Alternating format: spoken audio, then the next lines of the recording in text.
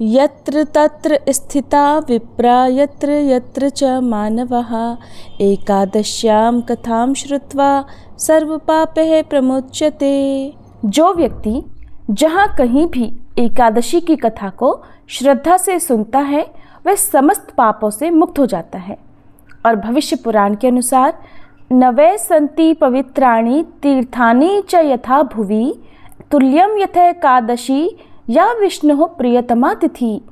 अर्थात इस पृथ्वी पर कोई भी तीर्थ या पवित्र कार्य इतना फलदायक नहीं जितना भगवान श्री विष्णु को प्रिय एकादशी तिथि है।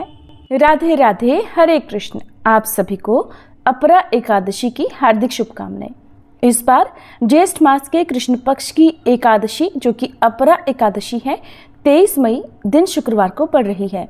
द्वादशी तिथि 24 मई शनिवार की शाम 7:20 पर समाप्त होगी और हरिवासर का समय 24 मई शनिवार को सुबह 3 बजे तक समाप्त होगा। एकादशी व्रत पारण का यानी व्रत खोलने का शुभ मुहूर्त इस बार 24 मई दिन शनिवार को सुबह 5:46 से लेकर 8:59 तक रहेगा। अपरा एकादशी, जिसे अचला एकादशी भी कहा जाता है, वर्ष की अत्यंत पुण्यदायी एकादशियों में से एक मानी जाती है। शास्त्रों में कहा गया है कि अपरा एकादशी का व्रत करने से राजस्व यज्ञ, अश्वमेध यज्ञ, तीर्थ स्नान, गौदान, स्वर्णदान, अन्नदान आदि महान पुण्यों के बराबर फल मिल जाता है। ये व्रत उन पापों का भी नाश कर देता है जिन्हें युगों की साधना से भी मिटा पाना कठिन हो।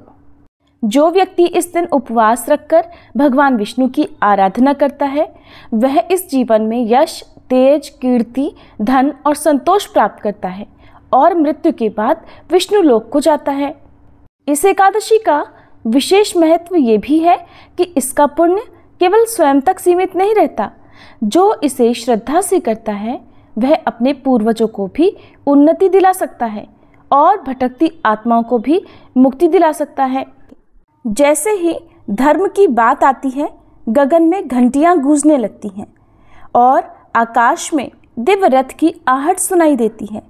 स्वर्णिम पहियों से सजा वह रथ जिसके रथारूढ़ हैं स्वयं श्री कृष्ण। उनके नेत्रों में करुणा, मुख पर मुस्कान और हाथों में धर्म का दीप लिए वे पांडवों के समक्ष प्रकट होते हैं। महाराज युधिष्ठिर हाथ जोड़कर श्री कृष्ण को प्रणाम करके पूछते हैं, हे माधव, हे योगेश्वर, कृपा करके मुझे बताइए कि ज्येष्ठ मास के कृष्ण पक्ष की एकादशी का क्या नाम है और उसका क्या फल है। भगवान श्री कृष्ण मंद मुस्कान के साथ उत्तर देते हैं, राजन, इस एकादशी का नाम है अपरा। इसे अचला भी कहते हैं। ये व्रत सब पापों का नाश कर मोक्ष का द्वार खोलता है। अब सुनो इसकी पावन कथा। प्राचीन समय की बात है। महिध्वज नाम के एक महान राजा अपने स्वभाव के अनुरूप ही राज्य किया करते थे और सशक्त राजा के शासन में सारी प्रजा भी सुखपूर्वक रह रही थी। राजा महिध्वज का छोटा भाई वज्रध्वज क्रूर, अधर्मी और बड़ा अन्यायी था।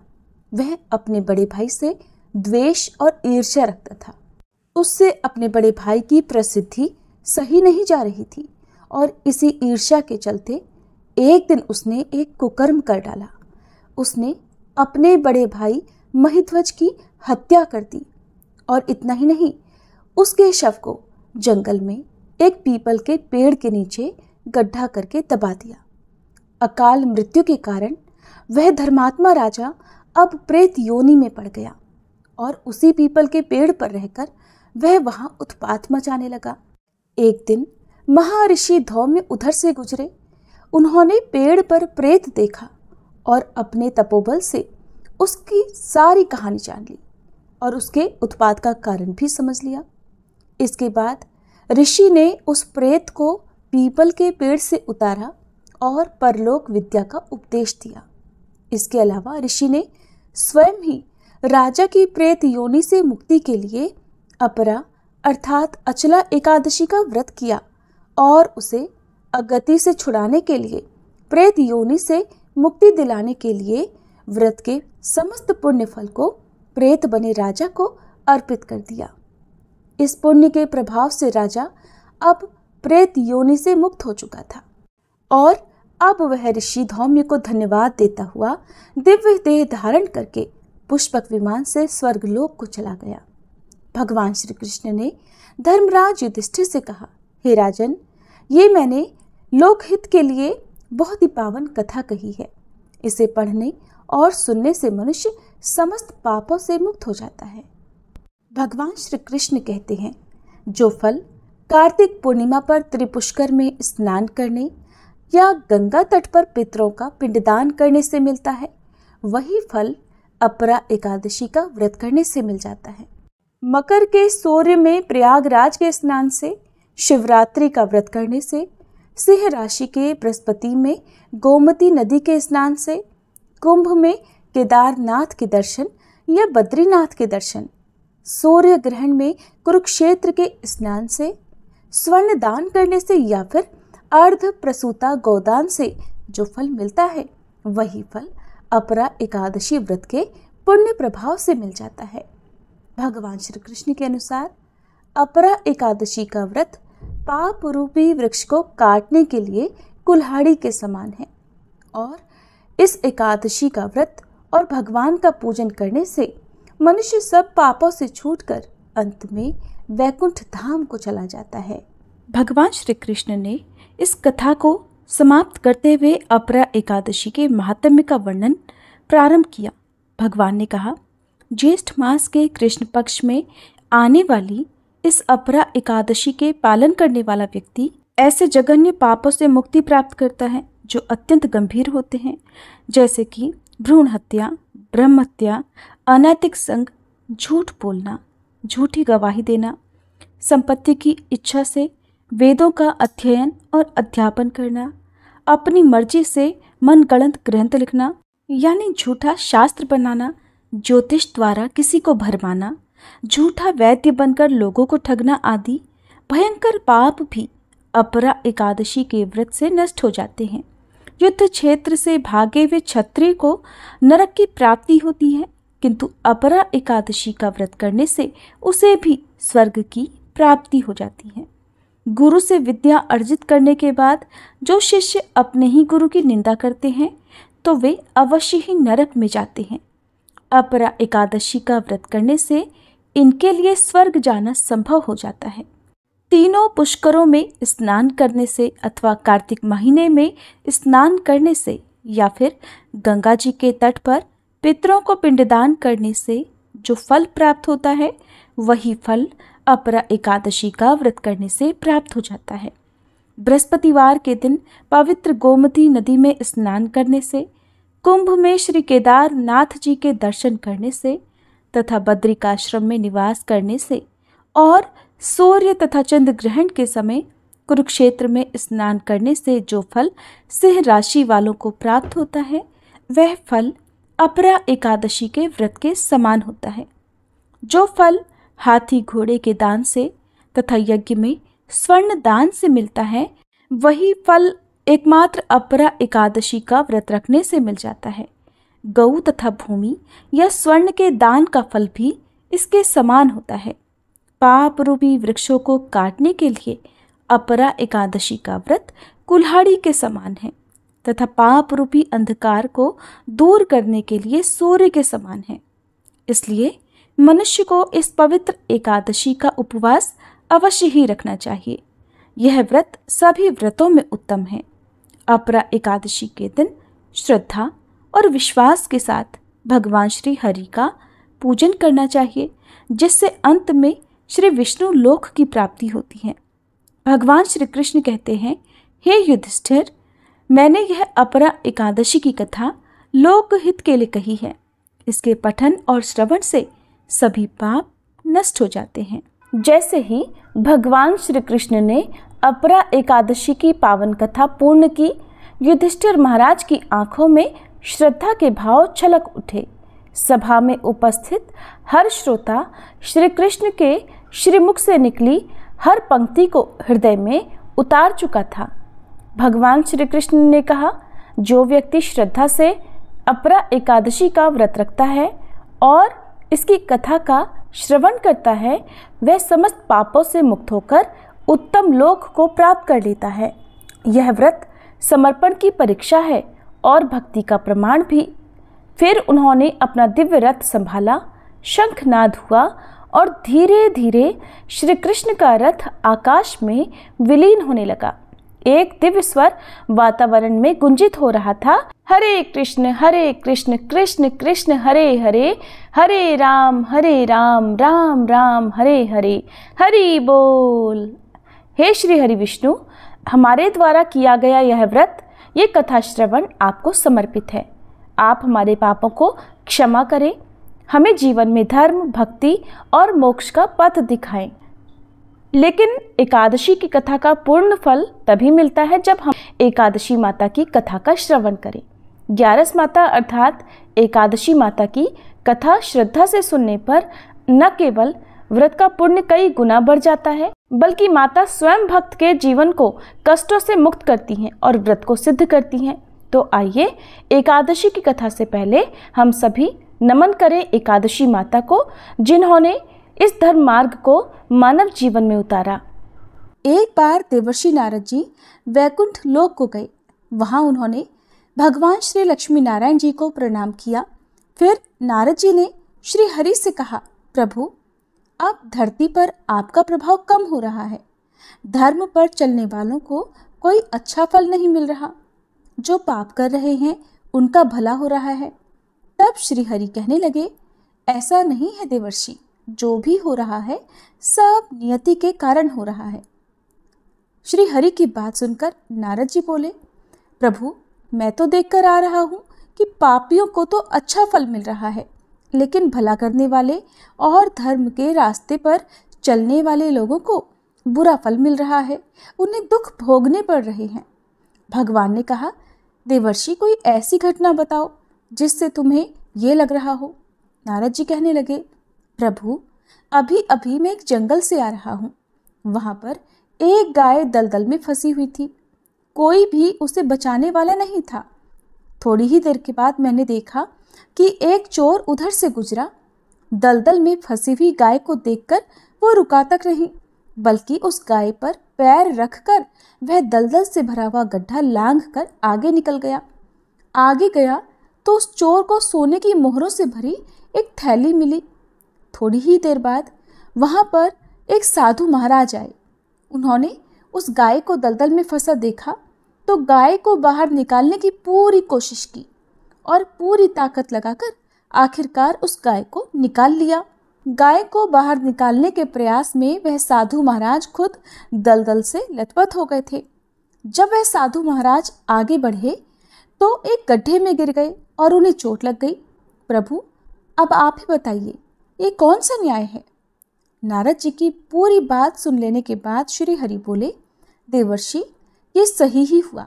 जो चोर गाय पर पैर रखकर भाग गया था, उसकी किस्मत में तो एक खजाना था, लेकिन उसके इस पाप के कारण उसे केवल कुछ मोहरें ही मिल पाईं। वहीं उन साधु महाराज को गड्ढे में इसलिए गिरना पड़ा क्योंकि उनके भाग्य में उस समय मृत्यु लिखी हुई थी। लेकिन एक गाय को बचाने के कारण, दलदल से बाहर निकालने के कारण उनके पुण्य बहुत अधिक बढ़ गए और उनकी मृत्यु बस एक छोटी सी चोट में बदल गई। इंसान के कर्म से ही उसका भाग तय होता है देवर्षि, इसलिए अच्छे कर्म करना कभी भी नहीं छोड़ना चाहिए। श्री हरि की बात सुनकर देवर्षि नारद मुस्कुराते हुए और प्रभु को प्रणाम करते हुए नारायण नारायण कहकर प्रभु की रचाई हुई सृष्टि की अन्य लीलाएं देखने के लिए चल पड़े। प्रेम से बोलिए, श्री लक्ष्मी नारायण भगवान की जय। अब सुनिए एकादशी माता की कथा। इस कथा को सुनने से ही एकादशी का व्रत पूरा माना जाता है। श्रोताओं, एक बार एक बूढ़ी माँ ने एकादशी का उपवास रखा। बड़े ही भक्ति भाव से वह एकादशी की पूजा किया करती थी। वे बूढ़ी हो चुकी थी। उन्हें वृद्धावस्था में कोई भी ऐसी वस्तु नहीं चाहिए थी जो वे एकादशी का उपवास रखती, क्योंकि एकादशी का उपवास रखने से तो श्री हरि की कृपा से सब कुछ मिल जाता है। वो बूढ़ी माँ तो अपने बच्चों के लिए, अपने परिवार की सुख सुविधा के लिए इतना कठिन व्रत रखती थी। वे दिन भर तो बड़ा कठिन मन करके और अपनी प्यास को किसी तरह से रोके रही, क्योंकि एकादशी के व्रत में वो जल की एक बूंद भी ग्रहण नहीं करती थी। द्वादशी को ही जल पीकर वो अपने व्रत का पारणा किया करती थी। दिन भर उन्होंने किसी प्रकार अपने मन को संयमित रखा, पूजा पाठ की, व्रत की कथा पढ़ी सुनी और फिर पंडित जी को मिट्टी के एक पात्र में भरकर पानी और मौसमी फल दान में दिए। दोना भरकर शक्कर भी वितरित की। उन्हें गर्मी के कारण बड़ी बेचैनी हो रही थी। एक तो निराहार और निर्जल रहकर उपवास रखा था और ऊपर से प्यास भी अधिक सता रही थी। इस कारण उन्होंने सोचा कि चलो पानी में बैठूं, शायद थोड़ी शांति मिले।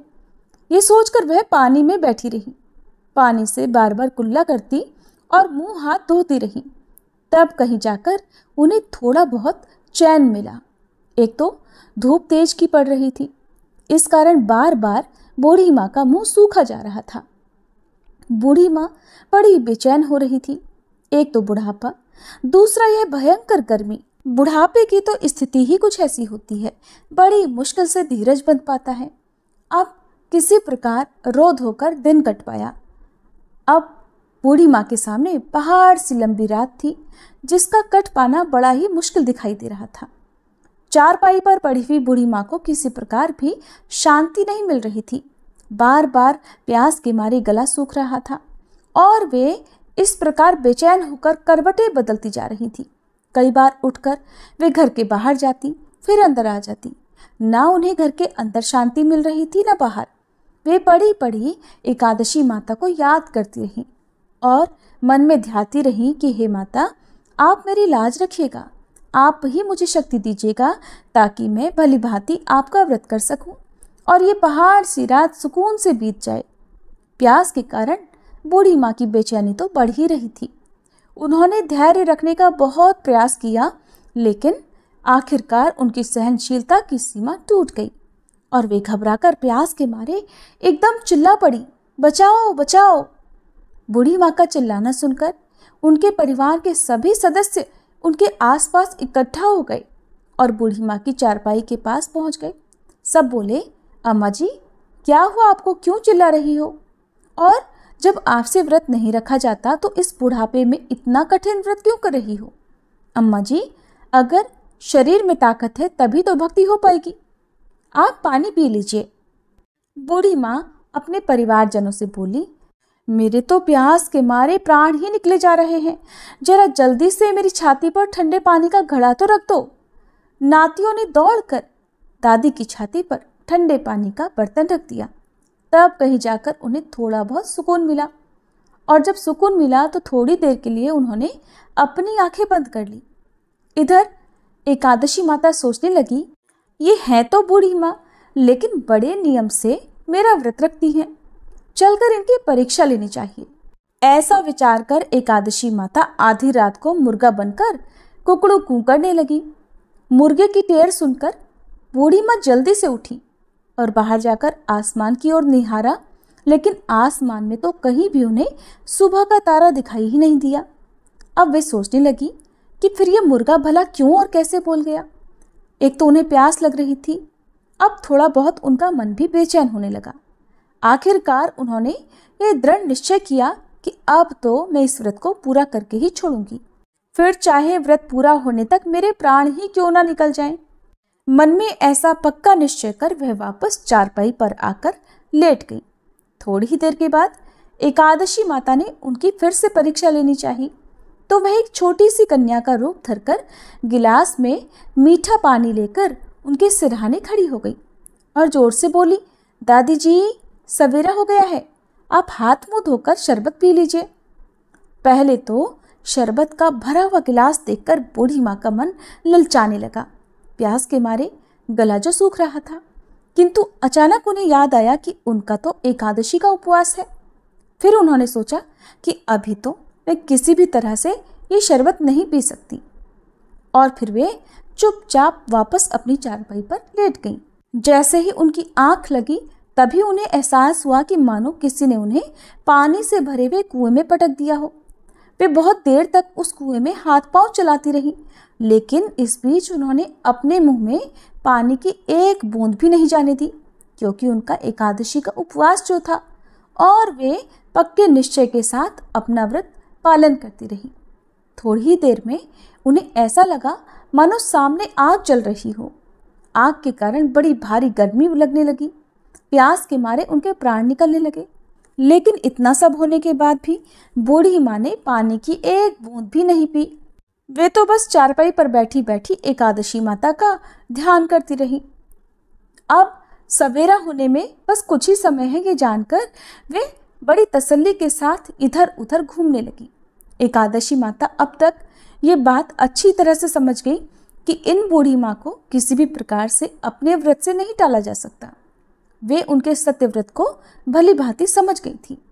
अब सवेरा हो गया तो बूढ़ी माँ ने स्नान किया, भगवान श्री हरि का पूजन किया, फिर एकादशी माता की कथा सुनी, ब्राह्मणों को दक्षिणा देकर भोजन कराया, तब कहीं जाकर उन्होंने जल ग्रहण किया। कन्याओं को भोजन कराने के बाद बूढ़ी माँ ने फिर स्वयं भोजन किया और उस श्रेष्ठ व्रत के प्रभाव से बूढ़ी अम्मा की आयु में वृद्धि हो गई, उनकी आयु बढ़ गई। उनका घर परिवार हरा भरा हो गया। अब उनके घर में किसी भी चीज का कोई अभाव नहीं रहा। उनका घर हर प्रकार के सुख साधनों से भर गया। नाती नातिन से उनका घर भर गया और वे उसी दिन से 12 महीने की एकादशी का व्रत करने लगी। एकादशी माता के व्रत के पुण्य प्रताप से इस संसार में हर प्रकार के सुख भोग कर वह बूढ़ी माँ अंत में भगवान श्री हरि के धाम को चली गई। जैसे एकादशी माता ने उन बूढ़ी माँ को और उनके परिवार को हरा भरा किया, वैसे ही हे एकादशी माता, हम सभी की मनोकामनाएं पूर्ण कीजिएगा। प्रेम से बोलिए श्री लक्ष्मी नारायण भगवान की जय। एकादशी माता की जय।